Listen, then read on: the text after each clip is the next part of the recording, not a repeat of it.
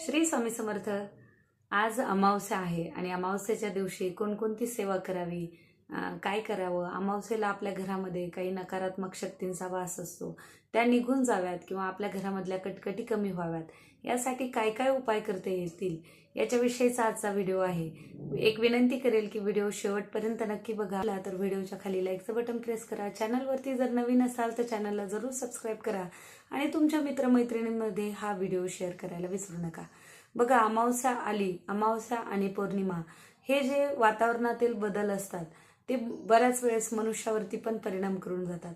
आपण बऱ्याच वेळेस म्हणतो बघा, अमावस्या आली की या गोष्टी नकारात्मक शक्तींची वाढ होत असते.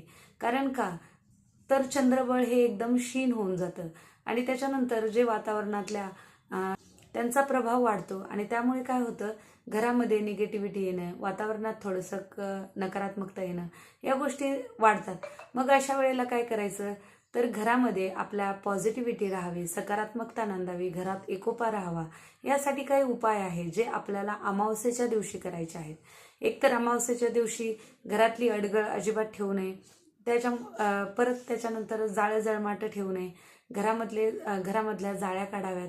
त्याचबरोबर वाहन असेल आपल्याकडे तर ते स्वच्छ ठेवावं, वाहनाची पूजा करावी. अमावस्येच्या दिवशी उंबरठा पूजन करावं, उंबरठ्यावरती हळदीचं पण करावं.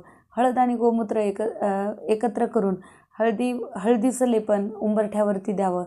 सकाळी उंबरठ्याची पूजा करावी.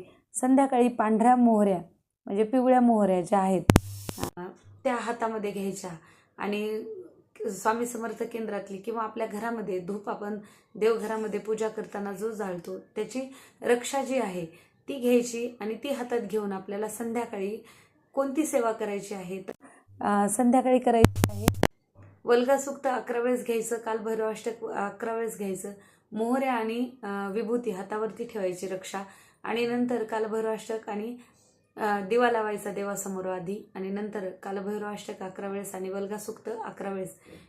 स्वामी समर्थ केंद्रामध्ये जे नित्यसेवेचं पुस्तक असतं त्याच्यामध्ये वल्गसूक्त आहे बरं का, ते घ्यायचं. 11 वेळेस घेतल्याच्या नंतर ती रक्षा आपल्या घरामध्ये चहूबाजूने टाकायची, म्हणजे घरातली नकारात्मकता पूर्ण निघून जाती, आपल्या घरामध्ये पॉझिटिव्हिटी येते.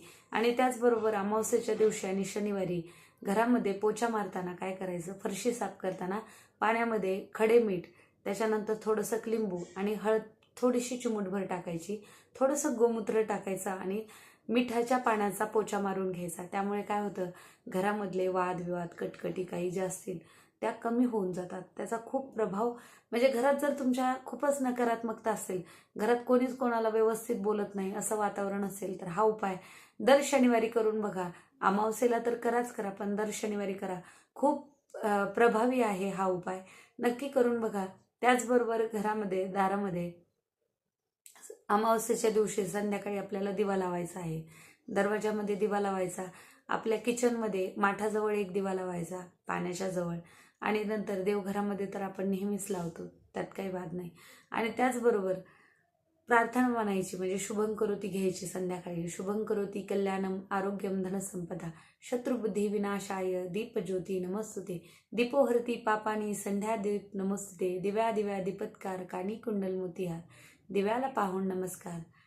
दिवा लावला देवापाशी, उजेड पडला तुळशीपाशी, माझा नमस्कार सर्व देवांपाशी, असं म्हणायचं आहे.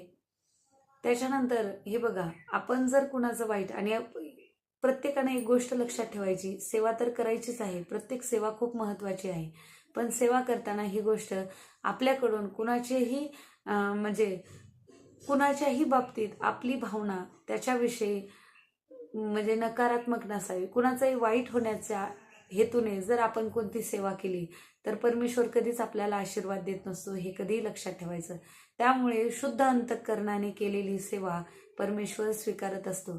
आपल्या मनामध्ये कुणाच्याही बद्दल वाईट भावना नसावी, हे खूप महत्त्वाचं आहे.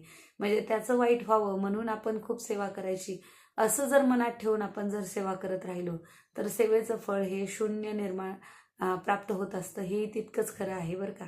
त्यामुळे कोणाच्याही बद्दल, आपल्यामध्ये जे काही वाईट गुण आहेत ते कमी कर. परमेश्वराला ही प्रार्थना करायची आहे की देवा, माझ्याकडे जे आहे ते तुझा वरद हस्त ठेवून माझ्याजवळ जे आहे ते अत्यंत चांगल्या प्रकारे मी अजून काय लोकांसाठी करू शकते किंवा अजून लोकांसाठी काय देऊ शकतो, ही भावना आपल्या मध्ये असली पाहिजे. कोणती सेवा करताना तुम्ही जर या भावनेनं केली तर नक्कीच त्या गोष्टीला फळ मिळतं, त्या प्रार्थनेला फळ मिळतं, हे तितकंच खरं आहे. आपण जर लोकांबद्दल वाईट विचार मनात आणले किंवा त्याचं खूप वाईट व्हावं म्हणून आपण खूप चांगल्या सेवा केल्या, तर एक गोष्ट सांगेल, सेवा नाही केलेली खूप उत्तम. अमावस्येच्या दिवशी सकाळी पंचगव्य संपूर्ण शरीराला लावून घ्यायचं आणि छान असं पंचगव्य लावून स्नान करायचं. गायत्री मंत्र म्हणत स्नान करायचं, छान असतं. किंवा महामृत्युंजय मंत्र म्हणत जरी स्नान केलं तरी अतिउत्तम. जमल्यास किंवा नदी तीरावर जातात बघा, बरेच जण अमावस्येला नदी तीरावरती जातात किंवा आपल्या स्नान करताना पाण्यामध्ये बकेटीमध्ये आपण जर आपल्याकडे गंगेचं यमुनेचं पाणी असेल तर ते थोडंसं जरी टोपणभर टाकलं तरी गंगा स्नान केल्याचं पुण्य मिळतं. त्याच्यामुळे आवर्जून त्या गोष्टी करायच्या. घराच्या व आपल्या सुरक्षिततेसाठी हातात पिवळ्या मोहऱ्या घेऊन 11 वेळा कालभैरवाष्टक व 11 वेळा वेदोक्त वल्गा सूक्त म्हणून घरात सर्वत्र टाकल्याने वाईट शक्तींचा नाश होतो बरं का.